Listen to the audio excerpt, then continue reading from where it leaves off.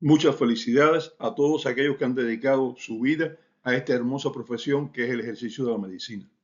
Hoy, 3 de diciembre, se celebra el Día de la Medicina Panamericana, de forma permanente como se acordó en el cuarto Congreso de la Asociación Médica Panamericana, celebrado en Washington entre el 21 y el 25 de marzo de 1933.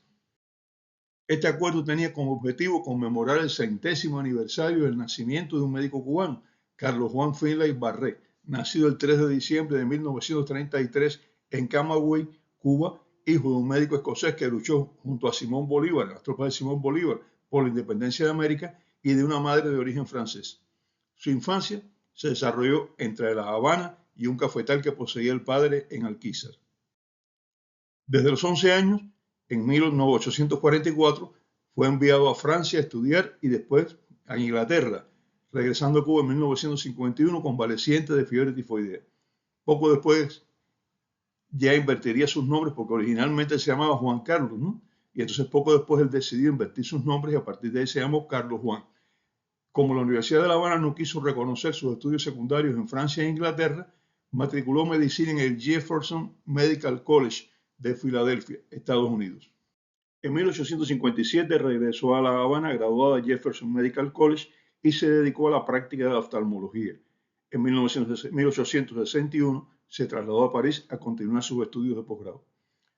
Se casó con una inglesa originaria de la isla de Trinidad y a su regreso a Cuba se dedicó a estudiar la epidemiología porque vio que el problema de salud de Cuba no era problema oftalmológico, era la fiebre amarilla, de la que morían miles de cubanos todos los años, enfermaban también montones de cubanos, extranjeros, y entonces dijo, voy a investigar qué es lo que pasa con la fiebre amarilla, y descubrió que un mosquito era el transmisor de la fiebre amarilla de una persona enferma a una persona sana. Presentó sus conclusiones en 1881 en la Quinta Conferencia Sanitaria Internacional en Washington, pero no fue creído. Todo lo contrario, despertó burlas, le decían el médico de los mosquitos.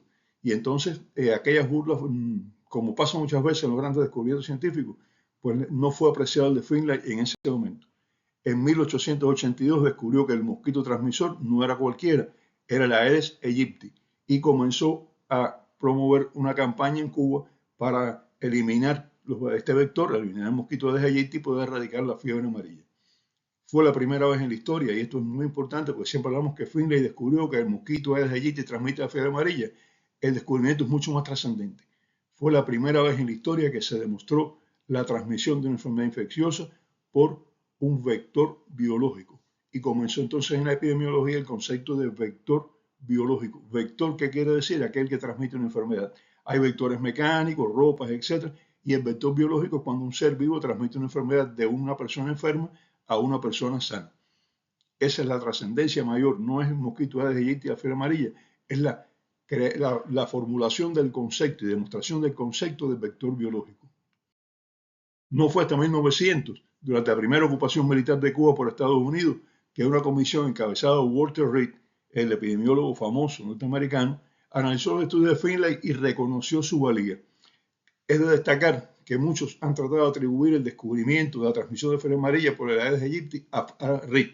Sin embargo, Walter Reed, una persona honesta, siempre en todos sus escritos reconoció que Finlay era el descubridor de esto y sencillamente se limitó a hacer una investigación, valorar el descubrimiento de Finlay y avalarlo en un informe hecho a la Comisión Médica Internacional que estaba en ese momento en Cuba. Leonard Wood, general y médico norteamericano, gobernador militar de Cuba desde 1900 y 1902, dijo: la confirmación del doctor Finlay es considerada como el paso adelante efectuado en la ciencia médica desde el descubrimiento de Jenner para la vacunación contra la viruela. Fue reconocido, muy reconocido, pero ya tardíamente, como les había dicho ya en 1881, hasta se burlaron de él, pero ya en 1900 pasó a la historia. Fue propuesto para el Premio Nobel de Fisiología y Medicina en más de una ocasión, pero nunca fue galardonado con él. Eso también hay que tenerlo como un mérito, las propuestas, ¿no? Entre 1902 y 1909, Finlay fue titular de la Oficina de Salud de Cuba, o sea, el equivalente en aquella época a lo que es un ministro hoy en día. Falleció el 20 de agosto de 1915.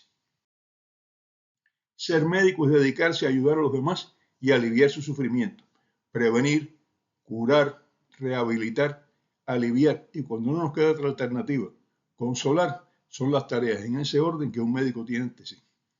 Por eso hoy, 3 de diciembre de 2024, felicito de todo corazón a aquellos que han emprendido esta senda a la que me incorporé y en la que aprendí que el médico nunca termina su formación científica, pero más importante que esta es la formación humana, porque el médico que no sufra con sus pacientes, que no sienta los males de la sociedad como enfermedades a curar, no es un médico completo, es apenas un curandero. El corazón hace al médico, dijo Paracelso, y es muy cierto. Muchas felicidades, queridos colegas, y gloria a Finlay y a los que como él han servido a la humanidad sin esperar más recompensa que una cara que sonríe porque ya no padece, como dijo Esculapio, y con la satisfacción del deber cumplido sin ilusiones, como también dijo Esculapio. Feliz 3 de diciembre para todos ustedes. Muchas gracias.